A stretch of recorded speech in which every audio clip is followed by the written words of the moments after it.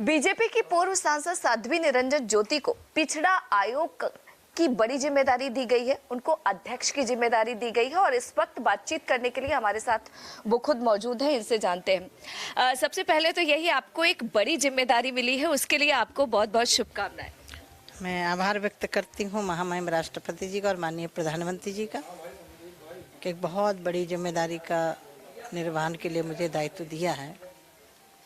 ईश्वर से प्रार्थना करती हूँ कि माननीय प्रधानमंत्री जी ने जिस उम्मीद से मुझे ओबीसी आयोग का चेयरमैन बनाया है, मैं उस उम्मीद में खरी उतरूं और न्याय दिला सकूं लोगों को। और मैं आभारी इसलिए हूँ कि आज़ादी के बाद से इसके लिए मांग चल रही थी, लेकिन उसको संवैधानिक दर्जा दिया माननीय प्रधानमंत्री जी ने कि ओबीसी अपनी शिकायत कहीं कर सके, उसको एक स्थान दिया, उनको न्याय मिल सके। उस पर मैं कोशिश करूंगी कि मैं जनता के हित में न्याय दिला सकूं और मैं खुले अपील करती हूं कि जिसकी शिकायत हो वो मंत्रालय में आकर शिकायत करे, उसका निस्तारण करेंगे। क्योंकि देखा जाए, अगर ओबीसी की बात करें तो एक बड़ी जिम्मेदारी है और देश में ओबीसी को लेकर तमाम तरीके के मामले आते रहते हैं। आपकी अगर बात करें तो आपको जो जिम्मेदारी मिली है उसके साथ साथ एक बड़ी चुनौती है। तो आपको लगता है कि जिस तरीके की समस्याएं हैं, आप लोगों से वो सुविधाएं प्रोवाइड कराने की कोशिश करेंगे ताकि उनकी जो समस्या है उसका निराकरण हो सके? ये सृष्टि का नियम है, समस्या है तो उसका समाधान भी है।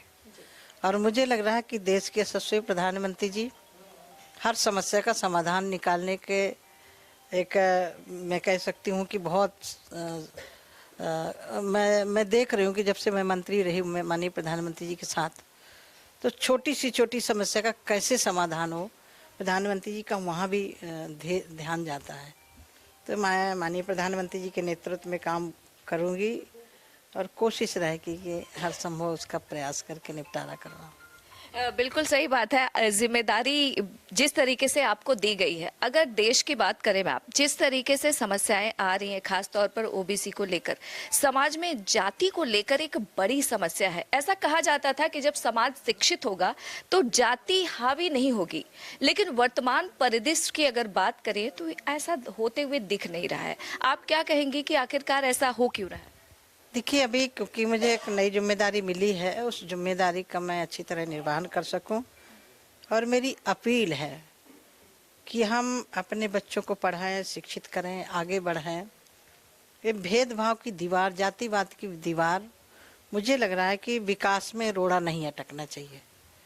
शादी ब्याह के लिए तो जातिवाद होता है, शादी में अपने समाज में शादी ब्याह करते हैं, लेकिन देश के विकास के लिए हम सब लोग मिलकर के कदम से कदम मिला के चलेंगे, मुझे ऐसी उम्मीद है। जिम्मेदारी के साथ आप इस पद के साथ चुनौती किसे मानती हैं?